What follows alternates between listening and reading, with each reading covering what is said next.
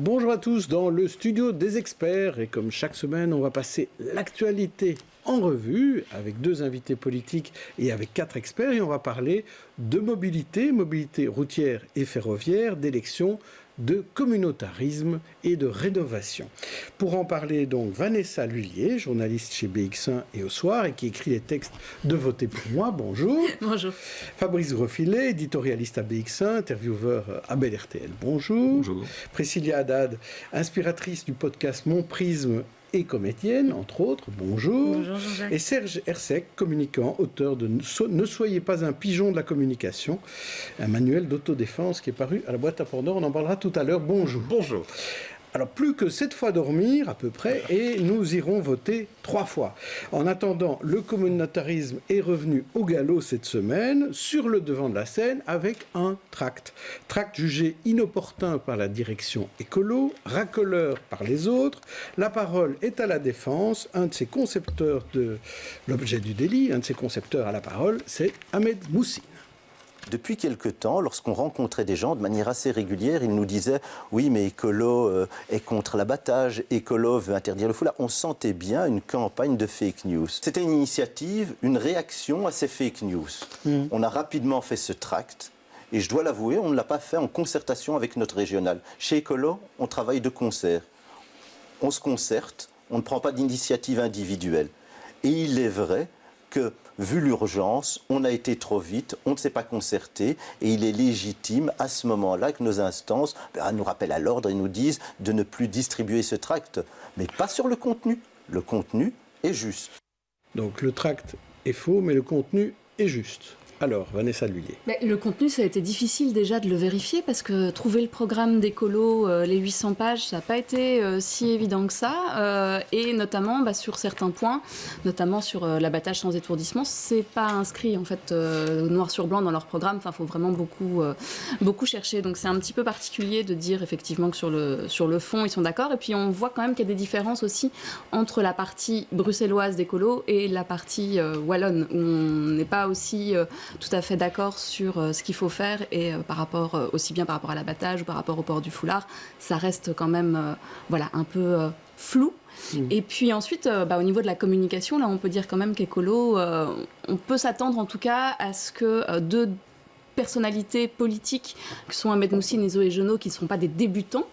C'est un peu étonnant qu'ils fassent cette communication comme ça, à une semaine avant les élections, où ils savent très bien que de toute façon, ça va provoquer des répliques de la part des opposants. Fabrice Grosfilet. Ça prouve en tout cas l'importance que cette question liée à la pratique de l'islam a pris dans cette campagne, et jusqu'à présent elle l'avait pris sous le radar, c'est-à-dire que toutes ces choses-là se passaient sur les marchés, dans les porte-à-porte, dans les distributions de tracts, mais toutes les remontées que moi j'ai eues en tout cas, c'est que tout parti confondu, on était très fortement interpellés sur qu'est-ce que vous voulez faire pour le foulard, qu'est-ce que vous voulez faire pour l'abattage rituel. Et que donc cette question-là était vraiment prégnante dans la campagne, en tout cas dans la campagne de terrain des candidats.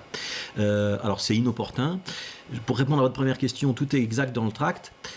Oui et non. Alors, factuellement, tout a l'air exact, et d'ailleurs le tract il est tiré d'une publication de la Libre Belgique qui s'était basée sur la réponse des partis, mais comme l'a souligné Vanessa, il y a des différences entre les Wallons et les Bruxellois. Elle l'a dit pour Écolo, mais c'est la même chose pour le PS. Les socialistes, à Namur, ils sont contre l'abattage sans étourdissement. À Bruxelles, ils ne veulent pas l'interdire. Donc c'est deux positions diamétralement opposées, et donc cette crise elle met ça en lumière. Mais donc il y a effectivement un faux pas de la part de Zoé Genot et Ahmed Moussine qui n'ont pas perçu que mettre tout ça par écrit, ça allait enflammer la campagne, et c'est exactement ce qui s'est passé. C'est-à-dire, tant que c'était sous le tapis, ça n'enflammait pas la campagne, et maintenant, ça l'a enflammé. Priscilla Haddad. Oui, alors, un peu pour suivre ce raisonnement, effectivement, il semble que, en fait, il y a un peu d'hypocrisie pour moi, je trouve, par rapport à ça, que si on le fait derrière, alors ça va, mais si on le met sur un tract et qu'on ouvertement le publie, alors là il y a un problème. Ce que je trouve vraiment dommage, je pense que, alors peut-être que c'est parce que j'ai vécu longtemps à l'étranger, mais moi dans les autres pays où j'ai vécu, c'était clair qu'il y avait des tracts ou des discours qui étaient ciblés à une certaine communauté ou à des certaines personnes. Ici, moi qui évolue beaucoup dans les sphères féministes, j'ai certaines femmes qui sont sont candidates, qui vont clairement être beaucoup plus présentes à certaines réunions, qui vont dans leur tract montrer qu'elles sont féministes. Est-ce que c'est du communautarisme? Je pense pas. Après, évidemment on fait campagne, on parle aux gens qu'on défend et on est sûr, on fait tout pour qu'ils soient au courant que on est de leur côté. Donc voilà, moi je trouve que après oui, c'est un mauvais buzz et c'est ça qui est dommage. Encore une fois, c'est la même communauté qui est stigmatisée, c'est encore plus dommage. À une semaine des élections, je pense que ne nous attardons pas dessus et continuons. Et quelque part, c'est bien que tout le monde soit un peu plus ouvert sur leur communication, à qui ils veulent parler. Et ces tracts, ouais, pourquoi pas. En l'occurrence, ceux qui sont surtout stigmatisés sont les écolos, cette semaine. Serge Hersek, alors au niveau de la communication, là, qu'est-ce qu'on peut dire? En fait, j'ai envie de réfléchir et de vous proposer deux analyses. Tout d'abord, comme par hasard, ce tract sort comme ça, venu de nulle part, et puis c'est prétendu comme étant une énorme erreur. Alors moi, je me dis que si je dois écrire un tract, l'interpréter, et puis dire finalement, c'est pas ce que je voulais dire, ça me semble un peu bizarre. Ça veut quand même dire qu'on y a réfléchi et qu'on l'a imprimé. Deuxième considération, ce tract montre clairement que et le écolo et le PTB sont tout à fait d'accord sur ce genre de prise de position, et puis de l'autre côté, il y a les autres partis.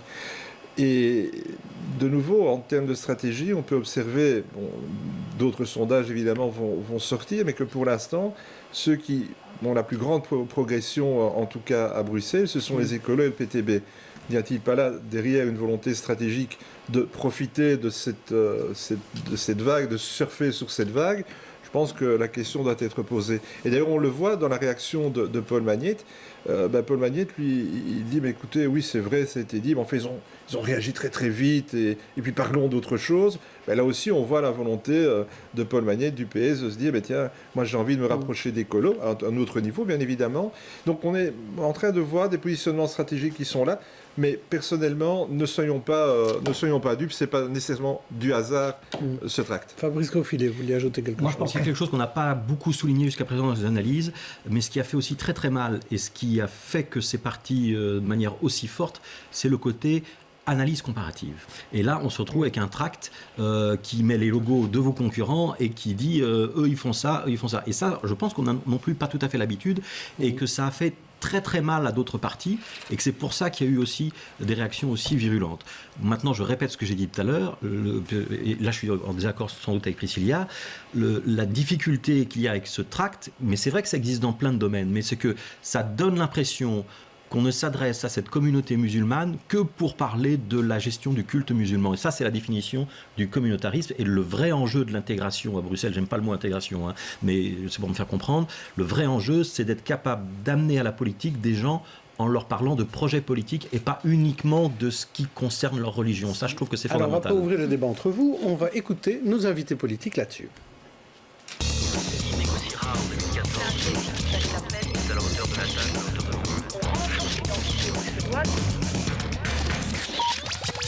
Et aujourd'hui, on reçoit Michael Verboed, rédacteur en chef de Solidaire, le magazine du PTB, ex-député bruxellois et premier suppléant à l'Europe pour le PTB. Donc. Et à ses côtés, Els Ham, tête de liste bruxelloise Open VLD pour le Parlement flamand, députée bruxelloise sortant et ex-échevine à la ville de Bruxelles. Comme ça, on a bien présenté tout le monde, on sait de quoi il s'agit. Alors, on va commencer par vous, Michael Verboed. Tiens, le fait de se retrouver dans ce tract d'écolo, toujours du même côté de la colonne, est-ce que c'était quelque chose de plutôt positif pour vous? Est-ce que vous en faites une lecture positive? Non, parce que le tract est lamentable. Mais en quoi il est lamentable? Le tract est lamentable dans le sens où il réduit une communauté à son identité religieuse. Nous, on n'aurait jamais fait un tract pareil. Donc les positions qui sont mentionnées, on pourra en débattre tout à l'heure, mais faire un tract pareil qui s'adresse à une population uniquement sur base de son identité religieuse, on ne l'aurait jamais fait. Et donc j'ai pris notre tract à nous, c'est un tract qui est en français, en néerlandais, donc pas de communautarisme non plus linguistique, puisqu'on s'adresse à tous les Bruxellois francophones et néerlandophones. Et les thèmes qu'on aborde là-dedans, et qu'on travaille avec ça dans toutes les communes, dans toutes les communautés, je vais dire, à Bruxelles et même ailleurs. Vous parlez de la même chose à tout le monde. évidemment que nous, on a une Par exemple, volonté... la taxe des millionnaires, vous en parlez aux riches, par exemple. Ah, on en parle aux riches. Après, la question c'est est-ce qu'eux sont d'accord, ça c'est un autre débat. Mais en tout cas, ouais. Oui, par exemple. Mais parenthèse, mais vous savez sans doute qu'on a une section qui se développe à Uccle, donc aussi dans une commune qui est plutôt riche. Donc voilà, en tout cas, nous on a notre volonté d'unir la classe des travailleurs. On a un parti marxiste, notre volonté c'est d'unir la classe des travailleurs et de mettre en avant ce qui nous rassemble. Et je donnais un exemple concret, j'ai discuté avec un cheminot d'origine marocaine il y a une semaine. J'ai parlé pendant 3 quarts d'heure avec lui, pas une seule fois on a parlé de voile, de foulard ou d'autres choses. Non, on a parlé de taxes injustes, on a parlé de taxes des millionnaires, on a parlé de loyers trop chers, on a parlé de toute une série de choses qui concernent tous les travailleurs. Est-ce qu'au PTB, il faut demander l'avis de la direction nationale pour sortir un tract? Non, mais en tout cas... Non, je pense pas qu'il fallait demander l'avis de la direction nationale pour faire un tract. Et donc, ça veut dire qu'il n'y a aucune stratégie. Mais le fait qu'on travaille avec un... Bon, évidemment, il y a... Qui fait ce tract? Avec un tract qu'on distribue sous des communes bruxelloises, effectivement, c'est une discussion qui est faite collectivement. Donc là-dessus, je ne vais pas dire... C'est pas quelqu'un qui décide tout seul. Non, c'est pas moi dans mon coin, Peter Yann qui va décider dans son coin de faire un tract. D'accord. Alors, Elsam, par rapport à ce communautarisme qui touche, là, les partis francophones, en plus, les partis néerlandophones n'étaient même pas concernés dans ce tract, ce tract. On n'existe plus. Voilà, oui. Alors, quelle est votre lecture de cela? Il ne faut pas jouer le saint non plus. J'ai quand même vécu des moments au conseil communal de la ville de Bruxelles où le PTB a joué très fort sur le communautarisme. Et, tu donnes un exemple? Oui, bien sûr. Quand il y avait ce cas où c'était interdit, par exemple, dans les écoles de la ville de ne pas porter la voile, voilà, il y avait quand même beaucoup de communautarisme de la part du PTB, mais également d'écolos. Mais je pense qu'il est important, quand on vit dans la capitale de l'Europe, où tellement de gens vivent ensemble avec des religions différentes, il est important de rassembler les gens et de ne pas les diviser. Et ici, clairement, dans ce tract électoral, le but, c'est de diviser les gens sur qu'une chose, c'est la religion. Et ça, c'est triste. Parce que, les gens, on va peut-être jamais partager les mêmes valeurs au terme de religion. Une personne est catholique, l'autre est musulman, mais il faut chercher les valeurs qui rassemblent tout le monde. Ça, c'est important. Michael Verboot, juste une petite réaction par rapport à la ville de Bruxelles, parce que le communautarisme, c'est pas avoir une position sur le voile. Le communautarisme, c'est je pense que certains experts l'ont dit juste avant qu'on arrivait sur le plateau, c'est s'adresser à une communauté religieuse ou une communauté en s'adressant uniquement à sa religion. Ça, c'est le communautarisme. Mais le fait est-ce que le PTB est pour l'interdiction du port du voile dans l'administration? Non, c'est très clair. On n'est pas pour l'interdiction, on est au contraire pour son autorisation. Mais ça, c'est une position. C'est une position. Et sur l'abattage, tiens, juste pour avoir la position PTB Bruxelles, parce que là, on ne parle pas des Wallons. PTB national. Et alors, quelle est la position du PTB national sur l'abattage? Est-ce qu'il faut interdire l'abattage sans étourdissement? Donc nous, le premier point qu'on a envie de dire là-dessus, c'est de... La réponse est oui ou non. Mais je vais y répondre. Oui. Mais donc, quand le gouvernement wallon a proposé l'interdiction d'abattage sans étourdissement, il a fait de façon forcée. Et nous ne sommes pas d'accord avec cette manière de faire. Nous pensons que c'est des choses qui doivent être discutées avec les communautés concernées, les communautés juives, les communautés musulmanes. Et aujourd'hui, il y a des donc partis qui veulent... c'est oui en concertation. La réponse, c'est d'abord la concertation. C'est d'abord la concertation. Mais si aujourd'hui on dit du jour au lendemain, on va interdire le foie gras dans notre pays, et les gens vont dire on n'est pas d'accord. Et qu'est-ce qu'on voit avec le foie gras? Parce que c'est un débat aussi, parce qu'on parle du bien-être animal, quelque chose qui nous concerne, qui concerne, je pense, beaucoup de démocrates dans notre pays. Si du jour au lendemain on décidait d'interdire le foie gras, il y a plein de gens qui diraient à juste titre mais revenons à l'abattage. C'est oui, mais avec concertation. Et nous on pense qu'il faut. Non. Mais la façon dont c'est fait aujourd'hui, c'est une façon qui est stigmatisante, c'est une façon qui force le débat aux communautés. Et on pense. Et de toute façon, il y a une côté hypocrite aussi, parce que si pour l'interdire, pour que les gens l'importent de l'étranger, on n'aura rien résolu sur le bien-être animal, qui est notre point de vue. Et là-dessus, je voudrais juste rajouter que notre programme, il est le même en Flandre, à Bruxelles et en Wallonie. Oui, ça on a bien compris. Donc il faut que ça vienne de la communauté. Donc j'ai compris que c'est oui. Oui à l'interdiction avec une concertation. Vous ne comprendrez pas, Jean-Jacques, puisque en Wallonie, le PTB s'est abstenu. Et donc je pense qu'on est en train de tourner autour du pot parce qu'il n'y a pas de position en fait. Non, mais la position est dans notre programme. L'interdiction forcée de l'abattage sans étourdissement, c'est pas forcé. C'est une stratégie du flou, c'est oui, non, peut-être. Voilà, peut-être, on verra. Alors, de votre côté, du côté du VLD, est-ce qu'il y a une différence entre les Bruxellois et les Flamands? Non. C'est-à-dire que pour nous, en fait, le bien-être animal prévale. sur les traditions. Et c'est cette question qu'il faut répondre. Qu'est-ce qu'on fait avec Donc vous allez interdire le foie gras? En fait, par exemple, dans la religion catholique, il y avait pas mal de traditions. Avant, on jetait, par exemple, des chats du Tour à Ypres. Oui. C'était une tradition horrible. Les chevaux de Waregem aussi. Exactement. Oui. Alors, à un certain moment, une société décide de mettre fin à des traditions cruelles. Et ça n'a rien à voir avec la religion, parce qu'on peut facilement vivre sa religion sans devoir faire mal à un animal, parce qu'on l'a fait pendant 2000 ans ou je ne sais pas combien d'années. Alors il faut oser parler des traditions qui sont cruelles. Mais pourquoi alors vous n'en avez pas parlé au gouvernement bruxellois? Pourquoi au sein du gouvernement bruxellois, il n'y a pas eu cette discussion, ni au Parlement bruxellois? Il y a eu des discussions, et non seulement de la part du VLD, mais aussi du CDMV. Je sais qu'il y a eu beaucoup de pression pour parler justement du bien-être animal. La chose que Bruxelles a très bien fait, c'est de dire dans une ordonnance qu'un animal est un être humain. Ça, c'est déjà une étape qui est très importante. Parce qu'en Flandre et en Wallonie, ce n'est pas encore le cas. Hein. C'est un peu bizarre, hein, mais là-bas, l'animal est encore considéré comme une chose. Et la prochaine étape, c'est d'oser, en fait, mettre fin à des traditions qui sont plus modernes, quoi. C'est ça, oui. On peut vivre... Qui ne sont plus modernes. Priscilla Haddad, vous vouliez intervenir. Moi, j'avais juste une petite question alors, par rapport à cette histoire de communautarisme, parce que alors, peut-être je suis un peu confuse sur qu'est-ce que le communautarisme, quelle est la définition, parce que j'ai l'impression que chacun l'utilise d'une façon complètement différente. Et pour moi, si une question de religion devient politique, c'est-à-dire que si la religion de certaines personnes de la société devient une question politique, ce n'est pas du communautarisme, c'est de la politique.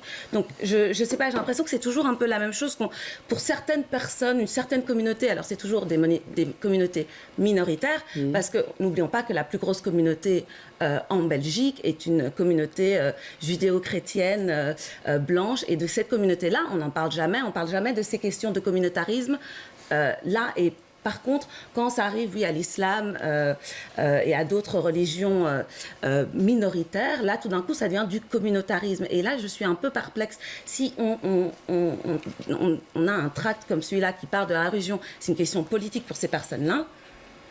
Pourquoi c'est du communautarisme tout d'un coup et pas une question politique? Vanessa Lhuillier. Oui, c'est vrai que la question mérite d'être posée. Après, je pense qu'il faut, si on réduit en fait à une question, à ce moment-là, on peut dire que c'est du communautarisme. Comme disait Michael, on est à ce moment-là par rapport à une chose où on doit parler après à tout le monde des sujets et de pouvoir parler effectivement d'emploi. Alors on n'en sortira pas, mais on aura l'occasion certainement de reparler de communautarisme à Bruxelles, je le sens. Et alors je voudrais vous montrer rapidement 2 extraits de vidéos de campagne. Tout d'abord une du PTB, voilà, Michael Verboed. C'est une vidéo qui fait penser un feuilleton que certains ont vu sur Netflix, s'appelait Casa del Papel, je crois. Et c'est un peu comme ça que le PTB a voulu se présenter. On regarde l'extrait. Nouvelle attaque contre les pensions. Ok, on a besoin de renfort. Cette fois, ils reviennent en force. Va falloir frapper fort pour les réveiller là-dedans. We have no choice. Je veux juste dire qu'il faut y aller, quoi. Ensemble, ils sont prêts à tout. Ils ont un plan, mais ça ne se fera pas sans vous. Alors il y en a un autre qui est prêt à tout, c'est Olivier Minguin dans un vidéoclip aussi qui fait la promotion d'une candidate pas très connue sur les listes régionales de défis. On regarde un petit extrait aussi de cette vidéo.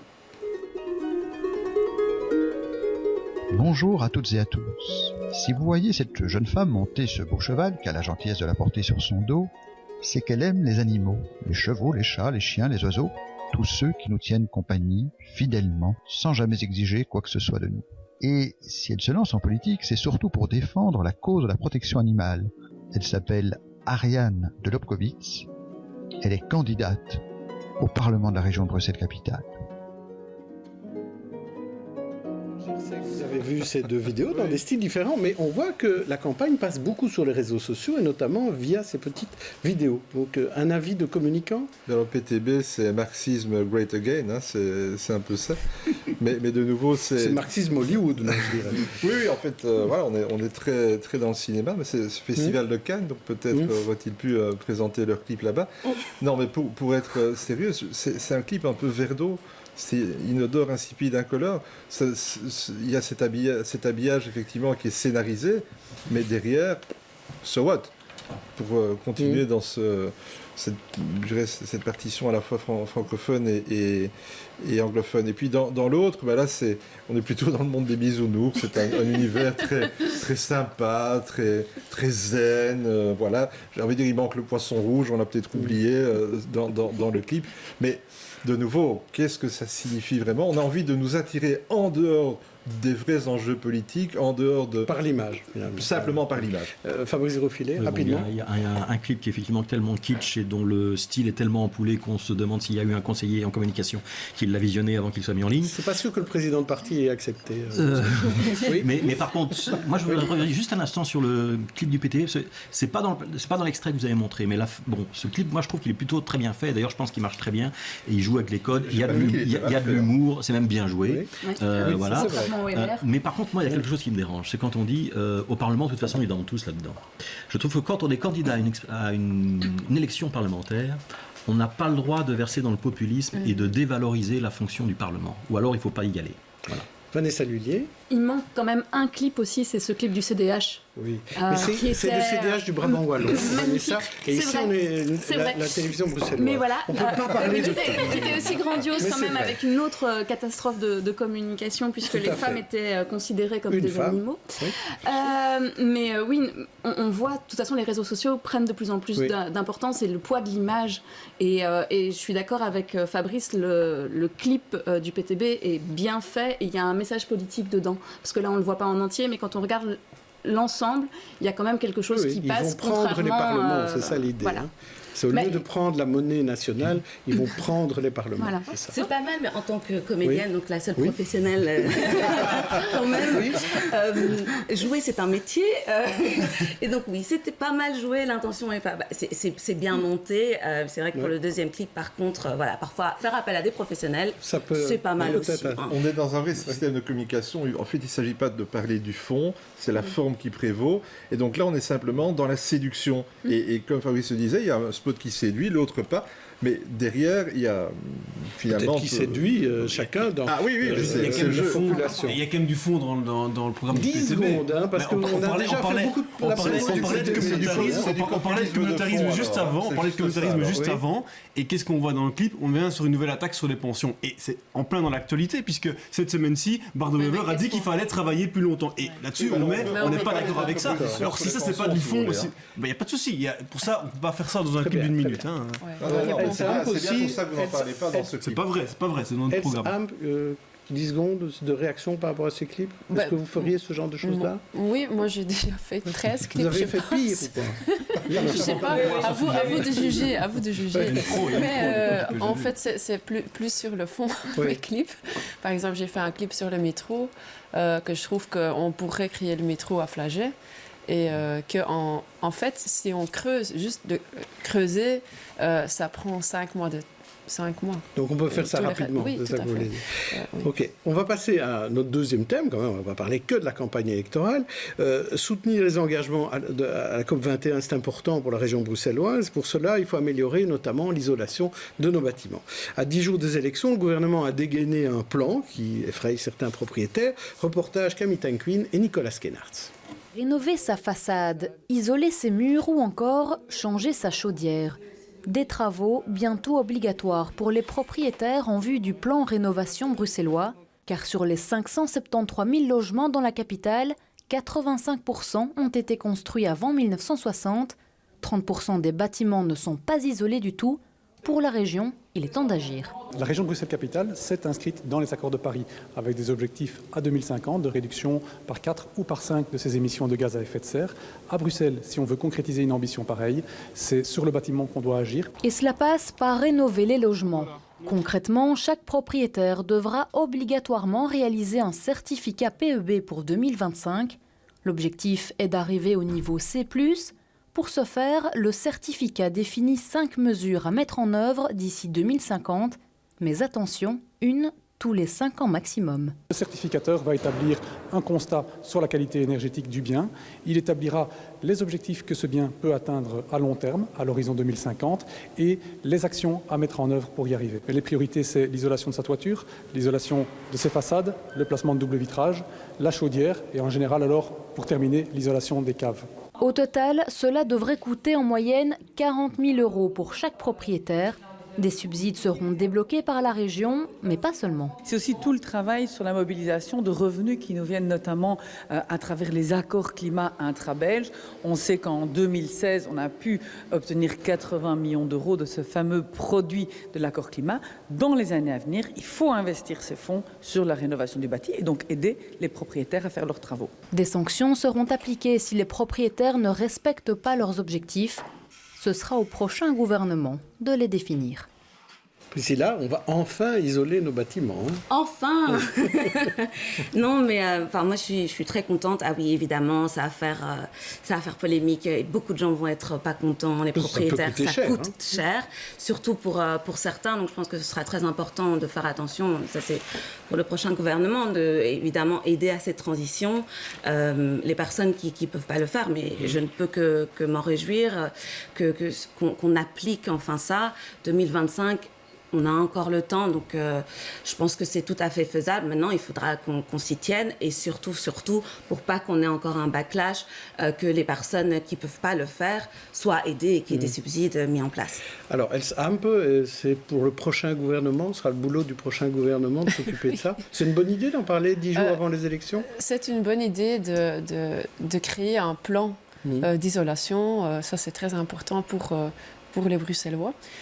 Mais la façon dont c'est fait, c'est un peu bizarre, un peu à l'improviste, parce que, en fait, qu'est-ce qu'on voit ? Il y a beaucoup de logements publics qui ne sont pas du tout isolés, pas bien isolés. Ils mettent déjà autant de temps pour les isoler, parce qu'ils doivent, en fait, mettre terme à des contrats avec les locataires. Comment est-ce que les privés vont le faire ? Est-ce qu'on a déjà parlé avec eux ? Comment est-ce qu'ils vont mettre ça ? Est-ce que la personne qui loue cet appartement qui doit être rénové maintenant, est-ce que la personne va perdre son appartement ? Moi, je ne sais pas si c'est bien réfléchi au niveau pratique. Alors, c'est une bonne idée, il faut le faire, mais il faut aussi avoir les instruments pour le réaliser d'une façon pratique, normale, convenable avec les propriétaires. Michael Verboen ? J'ai pas lu les détails du plan, mais j'ai des questions quand même de ce que j'ai lu dans la presse et de ce que j'ai vu dans le reportage, c'est aussi concrètement comment on va le faire. Parce que le fait qu'il faille isoler les bâtiments, là, à 100% d'accord, tout le monde est d'accord. Et c'est vrai qu'à Bruxelles, c'est pas qu'on peut réduire beaucoup les émissions de CO2 des industries, parce qu'en fait, il y en a assez peu. Donc c'est vrai que le logement avec le transport sont les deux axes principaux pour réduire les émissions de CO2 à Bruxelles. Moi, je pense que la question à se poser, c'est comment est-ce que la façon dont on fonctionne aujourd'hui est suffisante ? Et là-dessus, on a plutôt des critiques, parce qu'on fonctionne avec des primes. C'est-à-dire que les propriétaires doivent avancer et éventuellement, on va être remboursé par après pour des primes. Mais ça veut dire qu'il faut d'abord que le propriétaire avance l'argent.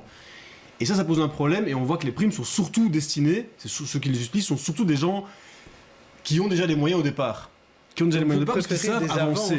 Alors nous, ce qu'on propose avec le PTB, c'est justement de faire un mécanisme inverse, qui est une banque publique d'investissement qui avance l'argent pour isoler, pour réaliser les travaux pour isoler, et comme la facture d'énergie va baisser, que le surplus, donc le propriétaire reste payé la même facture d'énergie, et la différence entre la consommation réelle et ce qu'il paye servira à rembourser le prêt à la banque publique. Et c'est une méthode qui fonctionne en Allemagne, et qui est en fait intéressante parce que ça permet aux plus pauvres notamment d'isoler correctement leurs bâtiments.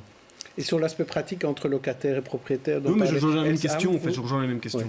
Elsamp, une réaction là-dessus, sur cette idée de banque publique ? Oui, je sais que le PTB rêve de tout politiser. En fait, tout doit devenir public. Alors, tout doit être géré par des politiciens. Moi, je ne crois pas du tout en ça.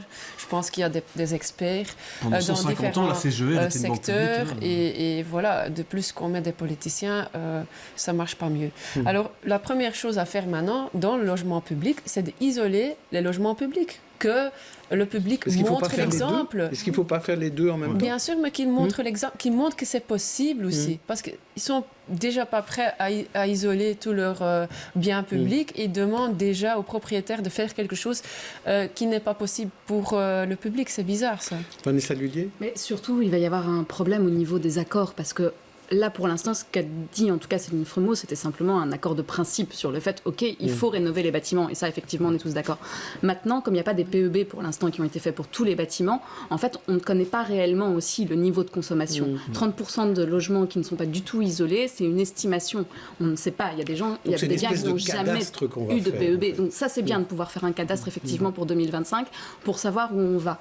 Mais ensuite, pour la mise en œuvre, ça va être très très compliqué d'avoir des accords avec certains partis politiques sur notamment comment contraindre un propriétaire à faire des travaux dans son bien. Comment vous allez contraindre quelqu'un qui a une 60aine d'années ou 70 ans à faire tous les 5 ans des travaux lourds de rénovation pour son bien? Mais il y a le code logement. Hein.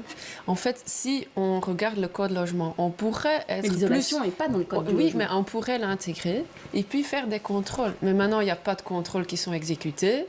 On a des moyens comme le code logement qui ne sont pas du tout appliqués. Et alors, on cherche une autre chose, un autre plan. Pourquoi est-ce qu'on n'utilise pas ce qu'on a déjà?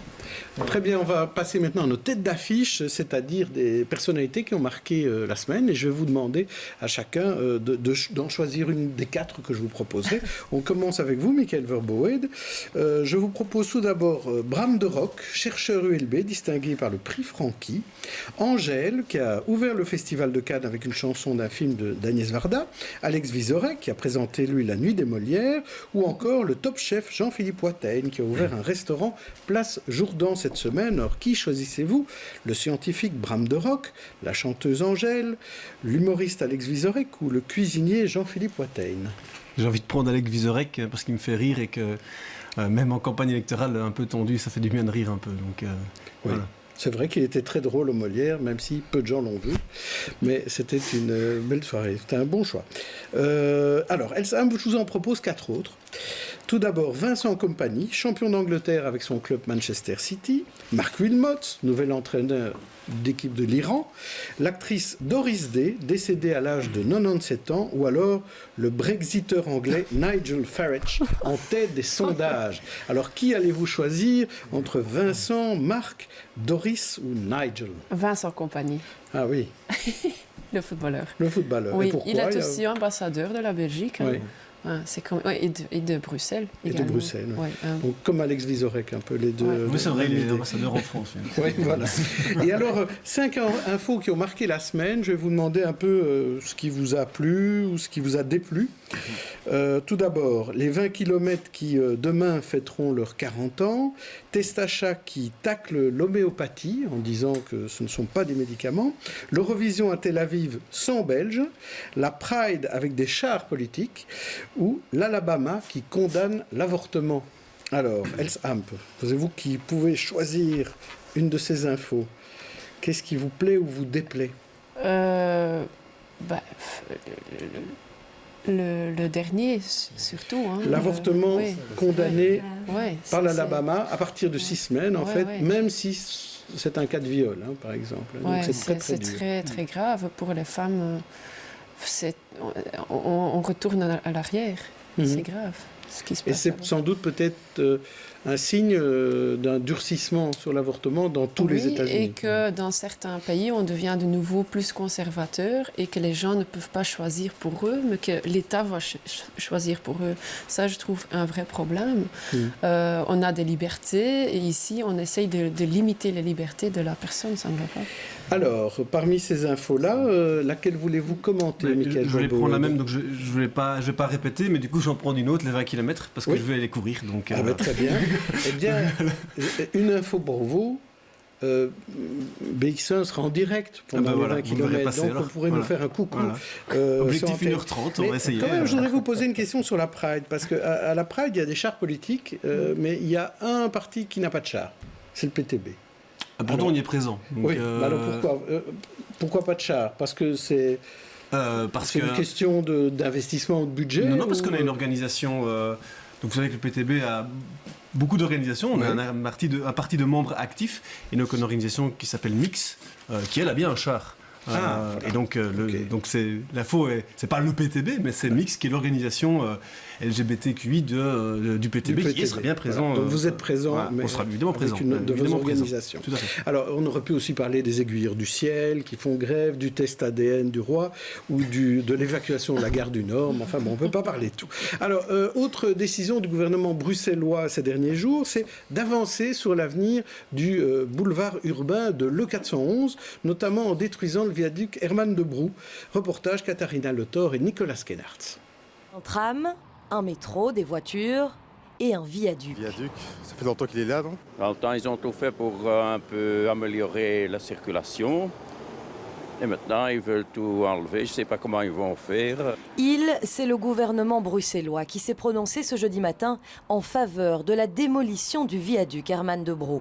Un compagnon vieux de 50 ans qui ne ravissait pas tout le monde. Non, il est très très moche quand même. Pas esthétique, d'accord, mais pas moins pratique. Moi personnellement, ça ne me dérange pas. Oui, c'est pas très esthétique, mais je trouve que c'est quand même une solution pour désengorger. C'est quand même un moyen assez facile pour rentrer dans Bruxelles. Pour ou contre le viaduc Herman de Brou, l'éternel débat. Sauf que ce qui change aujourd'hui, c'est justement cette prise de position du gouvernement bruxellois. Le projet de plan d'aménagement qui prévoit sa démolition vient d'être acté. Il comprend notamment le prolongement de la ligne du tram 8 jusqu'à Rouge-Cloître et la création d'un parking de dissuasion au terminus. Mais aussi plus d'espaces publics et d'infrastructures dédiés notamment au mode de transport actif. J'habite tout près, oui, peut-être bien qu'il y aura moins de circulation ici à Oudergem, quoi. Maintenant, si on fait un aménagement qui permet tout autant la rentrée dans Bruxelles, pourquoi pas? On demande maintenant que les véhicules diminuent à Bruxelles. Du coup, on privilégie les transports en commun, donc je pense qu'ils vont trouver une alternative. Une évolution vers des idées qui sont différentes ici, à repenser. Donc je suis pour et j'ai pas peur des travaux. Très bien. Moins de pollution, moins de pollution sonore ou, comment on dit, olfactive aussi, ça pue. Chaque jour, le viaduc voit défiler 30 000 à 40 000 voitures, soucieuses de rejoindre la capitale au plus vite. Fabrice Grosfilet, là aussi c'est une décision pour marquer les gouvernements futurs. Oui, alors elle n'est pas étonnante puisque plusieurs ministres s'étaient déjà prononcés en faveur de ce démontage du viaduc, notamment il y a 2-3 ans, je pense, quand il y avait eu des incendies et qu'on avait fermé de manière temporaire ce viaduc. Moi, je voudrais rapprocher ça de ce qui a été mis en place sur l'autoroute 40, où au début de la semaine, on a opportunément, soi-disant, fermé des bandes de circulation. En réalité, on ne fermait pas des bandes de circulation parce qu'elles étaient déjà fermées à cause des travaux et au contraire, on rouvrait une bretelle vers Montgomery. Donc en fait, le goulot était plus élargi, mais on a vendu qu'on l'avait rétréci, ce qui était voilà. Mais on a craint des problèmes et finalement il n'y en a pas eu. Il n'y en a pas eu puisque c'était en fait plus facile que la semaine précédente, puisqu'il y avait une bretelle de plus pour rentrer dans Bruxelles. Mais ce que je voulais dire, c'est on voit qu'on assiste quand même à une évolution des mentalités et du principe. Affirmation de la région bruxelloise. Ce qui compte maintenant, c'est aussi le bien-être de la région bruxelloise et de ses habitants, et ce n'est pas uniquement de permettre aux nafteurs de rejoindre Bruxelles, ce qui était sans doute la logique de l'époque à laquelle on a construit toutes ces grandes autoroutes qui rentraient dans la ville. Et changement de mentalité sur on veut des boulevards urbains en ville, on ne veut plus les autoroutes. Rappelons-nous quand même, il n'y a personne autour de cette table qui était né sans doute, mais qui a eu, avant la petite ceinture, un espèce de viaduc horrible qui défigurait Bruxelles. J'espère qu'il n'y a pas de Carolo non plus autour de cette table, mais si vous allez à Charleroi, il y a quand même une petite différence de qualité de vie entre un boulevard urbain et un gros autoroute ring qui entoure une ville en hauteur. Et donc je pense que c'est plutôt une bonne nouvelle et ça va plutôt dans le bon sens. Chez les libéraux, on a toujours dit qu'on défendait un peu plus la voiture que dans les autres partis. Est-ce qu'aujourd'hui, ça veut dire que c'est un peu l'échec de cette politique de la voiture à Bruxelles ? Non, je pense que les architectes et les urbanistes ont raison d'essayer de limiter le nombre d'autoroutes qui font une sorte de frontière entre deux quartiers. Mais dans les autres, expliquer à la région flamande, alors peut-être pas élargir le ring tout autour de Bruxelles. Mais dans les autres villes, qu'est-ce qu'on fait ? En même temps, on crée des boulevards urbains. Oui. On couvre l'autoroute. Et l'autoroute devient un tunnel. Comme ça, on évite que les voitures, les 40 000 voitures, on ne va pas les faire évaporer. Alors, les 40 000 voitures, ils vont chercher les chemins dans les quartiers, comme c'est le cas depuis qu'on a détruit le pont Reyers. Il y a beaucoup plus de trafic sur la petite ceinture et aussi entre la petite ceinture et le boulevard Reyers. Ça, c'est clair. Vous pouvez regarder tous les chiffres. Alors, les voitures sont là, mais ils sont dans les petites rues. Et il faut éviter tout ça. Il faut faire deux choses. Soit on couvre les autoroutes, soit on crée beaucoup de métros. Ce qu'on fait à Londres, 40 km par exemple, ce qu'on a fait à Madrid, ce qu'on fait et des parkings de dissuasion Helsinki, oui, et des parkings de dissuasion. Parce qu'il faut arrêter de opposer les habitants et les nafteurs. Ça nous aide pas du tout. Pendant 15 ans, ça a été le cas et on constate, par exemple, moi j'habite dans une petite rue qui est parallèle à une grande artère. Quand la grande artère elle est pleine, tout le monde vient dans ma petite rue. Mais quand il y a personne, j'ai pas de voiture dans ma rue. Alors, ça sert à rien d'opposer les uns et les autres. Il faut avoir un plan de mobilité où on gère l'esthétique, parce que c'est vrai que le viaduc est moche, ça doit disparaître, mais aussi la logistique. Et aussi tenir compte de l'histoire de Bruxelles, de l'architecture, du social, du tissu urbain. Alors, il faut penser un peu à tout, la psychologie des gens aussi. Est-ce qu'ils vont changer de mentalité, oui ou non? Est-ce qu'ils vont facilement prendre les transports en commun? Juste ici, c'est important de penser à plusieurs. Vous êtes d'accord sur les décisions de supprimer le viaduc et de faire de l'arrivée de l'Europe 40 un boulevard urbain? Oui, non. Je suis d'accord avec l'idée quand c'est accompagné, par exemple, par la création du métro, par les parkings de dissuasion, par plusieurs mesures qui font en sorte qu'on gère plusieurs choses et ne pas que de l'esthétique. Michael Verboen. Alors vous, est-ce que je pense vous qu'à êtes terme, c'est évident qu'il faut se passer de boulevard urbain, de viaducs, d'autoroutes qui rentrent dans la ville. Ça, c'est clairement quelque chose qu'on défend. Après, moi, je pose surtout la question, c'est quelle alternative les gens vont avoir. Il y a une étude récente qui a été faite à la demande de l'administration bruxelloise, qui a été faite par l'ULB et la VUB, qui montre que la proportion des gens qui prennent le plus la voiture pour venir travailler à Bruxelles, ce sont les gens qui habitent en proche périphérie. Ceux qui habitent à Louvain, Gand, Malines ou même plus loin, ils prennent le train. Et là, ils prennent en majorité le train. L'étude montre très bien pourquoi est-ce qu'ils ne prennent pas les transports en commun. D'abord, pour une question de manque d'offres.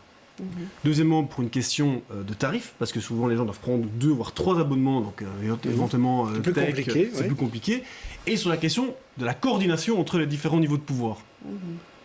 Donc ça, c'est une étude qui à mon avis, qui est très intéressante, parce qu'elle montre que c'est pas que les gens veulent à tout prix, ils sont pas attachés à leur voiture parce qu'ils ont ça dans le sang, c'est quelque chose dont ils ont besoin pour se déplacer, parce qu'il n'y a pas d'alternative. Et donc, c'est pour ça que je pense que la première chose à faire, c'est de développer l'offre, c'est d'aller vers la gratuité des transports en commun, et on sait que dans les villes où ça a été mis en place, ça attire. Mais troisièmement, et ça c'est encore plus fondamental, certainement ici pour la question du viaduc et de l'E40, c'est la coordination entre le niveau de pouvoir. On disait, est-ce que si la Flandre élargit le ring, oui, alors ça sert à quoi de rétrécir les entrées à Bruxelles? Ça va juste créer un chaos supplémentaire. Donc moi je pense qu'il faut aller vers une vision plus nationale de la mobilité. Il faut aller vers un plan national de la mobilité. Refédéraliser la mobilité. En tout cas, nous, c'est pour ça qu'on plaide. Parce que sinon, on va avoir la Flandre qui élargit le ring, la Wallonie qui fait des bandes d'autopartage, la Wallonie qui fait des bandes d'autopartage juste sur la partie wallonne de l'autoroute, la Flandre n'en veut pas. On va rétrécir les entrées à Bruxelles. Il n'y a aucune coordination des transports en commun. Enfin, c'est une catastrophe. Vous pourriez gouverner ensemble tous les deux. Parce qu'il y a quand même des points où vous êtes plutôt d'accord quand même. Est-ce que vous pourriez dans le même gouvernement bruxellois? Non, mais dans un gouvernement. Mais je sais que c'est difficile à croire. On ne fait pas nécessairement tout. Mais justement, le point que je veux montrer là, c'est que c'est pas le gouvernement bruxellois qui va résoudre le problème des embouteillages autour de Bruxelles. Et donc on n'a aucune. Ça c'est vraiment, c'est jeter de la poudre aux yeux et croire qu'en fermant le viaduc et qu'en réduisant à terme les bandes de circulation sur le 40 sans prendre des mesures en amont, ça va rien résoudre. Et c'est vraiment jeter de la poudre aux yeux. En ne faisant rien, on ne va pas faire grand chose non plus. Mais j'ai pas dit qu'il fallait rien faire. Je suis d'accord qu'il faut un plan plus coordonné et pas toujours des petites choses un peu à l'improviste, parce que c'est comme ça que la mobilité est gérée parfois. Un peu, ok, ici on va fermer Reyers et puis après Herman de Brou, mais on n'a pas vraiment un plan un plan stratégique sur un niveau métropolitain. parce que c'est ça ce qu'il faut. Mais et là, il faut mettre ensemble, mais il n'y a pas beaucoup de ministres. Hein. Il y a un ministre de la mobilité flamand et un ministre de la mobilité bruxellois. Ils parlent même la même langue, alors ça devrait pas être tellement difficile de les mettre ensemble. Ils ont des GSM, des emails. Et ils ne se parlent pas assez, vous trouvez? J'ai l'impression quand même qu'ils ne se parlent pas. Mais je pense que c'est un thème qui est à la mode en fait. Et donc tout le monde a envie de se l'accaparer. Ça, c'est une première réflexion. De ce plan-là, c'est clair qu'il est séduisant, mais c'est à mon sens une réponse un peu trop facile à une problématique qui elle est très complexe. Je rejoins Fabrice dans son analyse de dire effectivement il y a un recentrage sur Bruxelles, il y a une volonté aussi de créer du bien-être par rapport aux habitants. Mais il y a aussi cette réponse à laquelle c'est cette question à laquelle on n'a pas nécessairement une réponse. 35 000 voitures, on parle d'un parking, mais moi un parking de 35 000 voitures, je caricature certes, mais enfin ça fait quand même un très grand parking. Et plusieurs par contre, parkings. bien sûr, mais par contre, on pourrait remettre sur la table, par exemple, le sujet du RER, qui est un sujet dont on parle depuis extrêmement longtemps. Oui, là, est-ce qu'il va exister ou pas? Mais ça peut être un des points de connexion avec la capitale. Moi je suis toujours frappé d'entendre des politiques dire qu'il faut plus de coordination. Surtout, et je vais en particulier parler à Helsemble, quand on est dans un parti qui est présent à plusieurs niveaux de pouvoir, notamment au fédéral et en région flamande. L'agglomération urbaine, c'est une excellente idée. Elle est dans un accord de réforme de l'État. Qu'est-ce qu'on attend pour la faire? Donc moi je pense que la région bruxelloise, effectivement, si elle doit continuer à attendre qu'on crée l'agglomération urbaine, qu'on se coordonne, qu'on investisse dans les RER, elle a plutôt intérêt à ne pas attendre et à décider toute seule de ce qu'elle veut. Je suis d'accord avec ça, avec ce constat, bien sûr. Le coup de force bruxellois tout à fait. De l'E40, parce que c'était un coup de force finalement, ce que Pascal Smet a un peu annoncé, parce que ça grinçait des dents en Wallonie. Il faut que ça résout aussi des problèmes. Hein. Il ne faut pas créer des problèmes, il faut résoudre les problèmes. La mobilité, ce n'est pas une question politique, c'est quelque chose de logistique, c'est quelque chose... C'est une question politique aussi, je veux dire, qui a supprimé 3 milliards d'euros dans le budget de la SNCB? C'est quand même le gouvernement fédéral. Qui a supprimé le plan d'investissement? Ils ont coupé. Qui a supprimé 3 milliards d'euros du budget de la SNCB sur la législature? C'est bien le gouvernement fédéral. Qui a supprimé le plan pluriannuel d'investissement 2013-2025 de 26 milliards d'euros à la SNCB? C'est bien Jacqueline Galland, le gouvernement Michel. Qui a mis l'austérité sur Delaine en Flandre? C'est encore une fois le gouvernement fédéral. Dans chaque fois, c'est le VLD qui est dedans. Donc moi j'entends bien qu'il faut dire de la coordination, mais bon, je trouve que là où vous êtes aux manettes, vous montrez plutôt que vous en voulez pas trop et vous voulez surtout laisser la région bruxelloise tirer son plan. Mais non, ce n'est pas vrai. En fait, la SNCB reçoit 3 milliards d'euros par an. C'est beaucoup d'argent. Beaucoup d'argent. Vous avez supprimé quand même 20% du budget. Hein. En fait, le service qu'on reçoit, c'est pas normal. Allez, tout le monde est mécontent du service de la SNCB. Alors, et donc supprimons des moyens à la SNCB. Non, alors il faut intégrer un partenaire privé dans la SNCB et je suis sûre que vous n'êtes pas d'accord. Comme en Angleterre. Non, ça c'est vraiment magnifique. Ça n'a rien à voir avec c'est exactement ce qui s'est passé en Angleterre. Comme on a fait pour Proximus, on connaît encore RTT. On se souvient très bien qu'il fallait attendre 6 semaines pour avoir un téléphone dans sa maison. Et maintenant, ça marche quand même. Hein. La collaboration entre le public et le privé, et je pense qu'il faut le faire également pour la SNCB et qu'on résout les problèmes, qu'on ne crée pas des tensions communautaires. Ça ne sert à personne parce qu'on a tous la famille partout. Hein. Enfin, je veux dire, on ne veut pas embêter ses proches quand même de venir à Bruxelles ou de sortir de Bruxelles. Petite conclusion. En Angleterre, en 1995, on a privatisé. Aujourd'hui, l'État anglais dépense 4 fois plus en termes réels, 4 fois plus en termes réels pour le rail britannique, avec une efficacité qui est moins grande, avec des tarifs qui sont 3 fois plus chers que dans les pays avoisinants. Et comble, c'est qu'il y a 300 millions d'euros, de livres sterling par an qui vont dans les poches des actionnaires. Ça, c'est le modèle du VLD pour la SNCB. C'est le modèle? Non.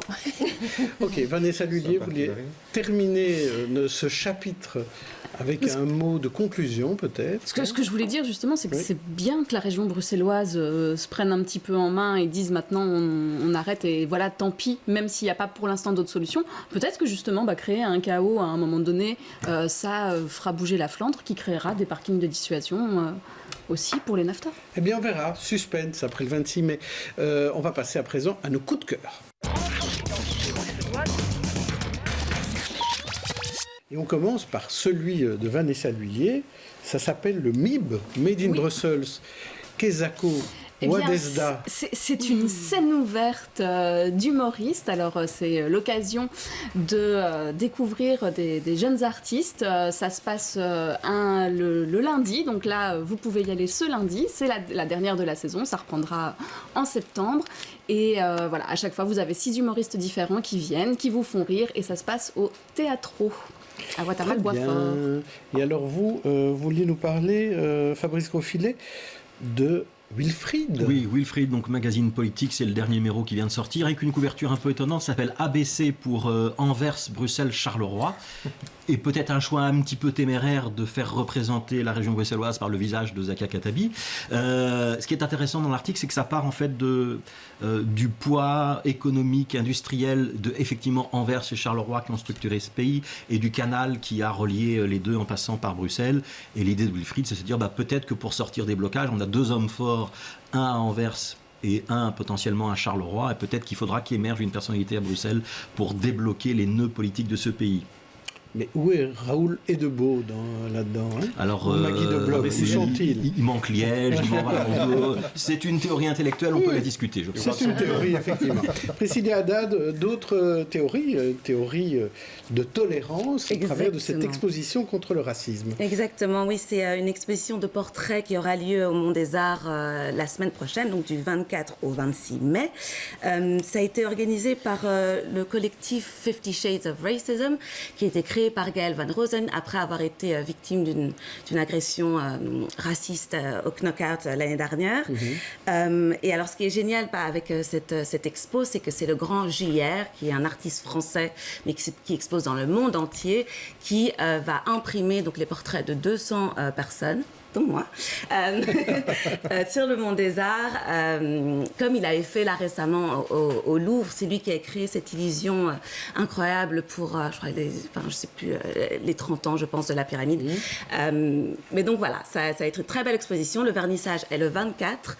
Il y aura pendant toute la soirée, ce sera hyper festif, et on expliquera le mouvement 50 Shades of Racism, donc pour plus de tolérance et d'ouverture. Eh bien, donc, à partir du 24 mai, on pourra voir Priscilla Haddad tous les jours au Mont des Arts. Alors, maintenant, Serge Hersek, à votre tour, vous voulez nous parler d'une maison. Oui, d'une maison, si vous voulez faire une superbe affaire immobilière, il faut se rendre dans le Minnesota, où une dame a hérité d'une maison, la maison de sa grand-mère, et cette maison est à vendre pour $0. Pourquoi $0? Parce que clairement, l'administration, la commune a dit, mais cette maison, elle ne peut pas rester en l'état, il faut mettre des parkings autour de cette maison, il n'y a pas la place. Et cette dame a négocié avec le maire de cette commune de dire, écoutez, ne la démolissez pas tout de suite, laissez-moi un peu de temps. Et l'administration communale a dit, mais écoutez, très très bien, mais alors à ce moment-là, vous déplacez la maison. Donc il suffit de déplacer la maison et tout est résolu. Voilà peut-être des idées pour nos politiques, pour les boulevards urbains, pour réinventer la ville. déplaçons les maisons pour réinventer l'expropriation. Voilà, c'est une nouvelle manière de voir les choses. C'est l'expropriation à 0 €, mais on déplace la maison. Moi, je voudrais mettre en avant 2 livres. Tout d'abord, celui de notre expert Serge Hersek, donc « Ne soyez pas un pigeon de la communication », paru à la boîte à Pandore.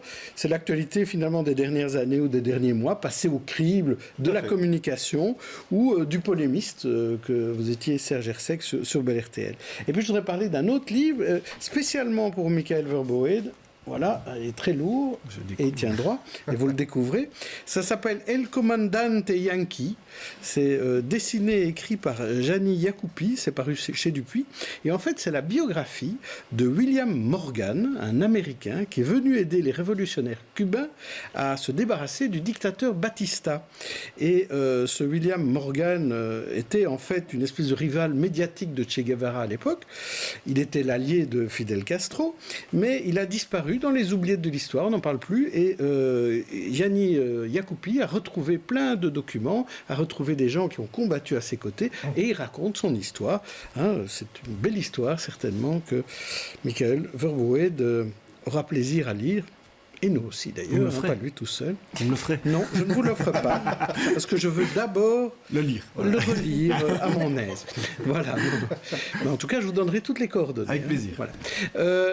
Est-ce que vous avez peut-être, un de vous deux, un petit conseil à nous donner pour le dernier week-end avant les élections? Une petite balade à faire, Michael Verboed? Il ne va pas faire très beau ce week-end. Donc c'est bien d'aller au cinéma. Il y a le dernier film de François Ruffin et Gilles Perret, Je veux du soleil, qui explique les motivations des Gilets jaunes.